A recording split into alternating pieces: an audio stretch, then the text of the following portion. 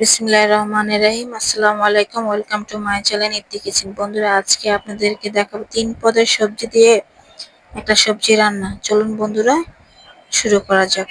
প্রথমে একটা কড়াইতে তেল দিয়ে দিয়েছি। এখন দিয়ে দিলাম পেঁয়াজ কুচি, ভালো করে ভেজে নিব। দিয়ে দিব চিংড়ি মাছগুলি। আগে থেকে আমি চিংড়ি মাছ বেছে ধুয়ে রেখেছিলাম। দিয়ে দিলাম ধনিয়া আর জিরা বাটা, সাথে দিয়ে দিলাম আদা রসুন বাটা। মশলাটা ভালো করে ভেজে নিব। দিয়ে দিলাম পরিমাণ মতো পানি। দিয়ে দিব লবণ পরিমাণ মতো, মরিচের গুঁড়ো দিয়ে দিয়েছি, হলুদ দিয়ে দিলাম।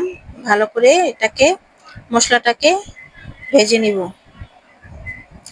দিয়ে দিলাম কিছু কাঁচামরিচ কুচি। এখানে আছে জালি কুমড়া, লুইবা, আছে আলু। ভালো করে কেটে আমি ধুয়ে নিয়েছি। এখন এই সবজিগুলি ছেড়ে দিব। দিয়ে দিলাম মশলা ভালো করে কষিয়ে নিয়েছিলাম। এখন সবজিগুলি দিয়ে দিব, ভালো করে নেড়ে নিব।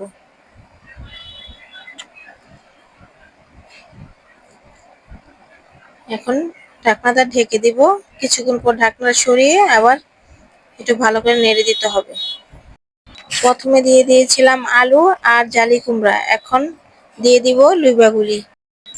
ভালো করে সব সবজির সাথে লুইবা মিশিয়ে নিব।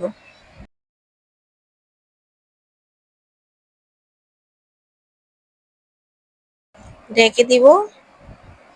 কিছুক্ষণ পর ঢাকনাটা সরিয়ে এখন নেড়ে পরিমাণ মতো পানি দিয়ে দিব, যেন সবজিটা সিদ্ধ হয়ে যায়। যে পরিমাণ মতো পানি দিয়েছি, সবজিটা সিদ্ধ হয়ে যাবে।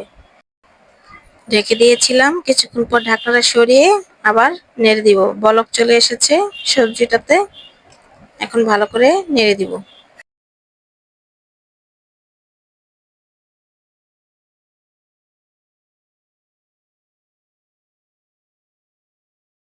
সবজিটা প্রায় হয়ে গিয়েছে। এখন দিয়ে দিব স্পেশাল মশলা।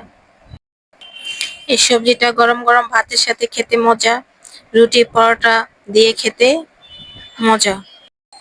বন্ধুরা, আমার সবজিটা হয়ে গিয়েছে, আমি নামিয়ে নিয়েছি।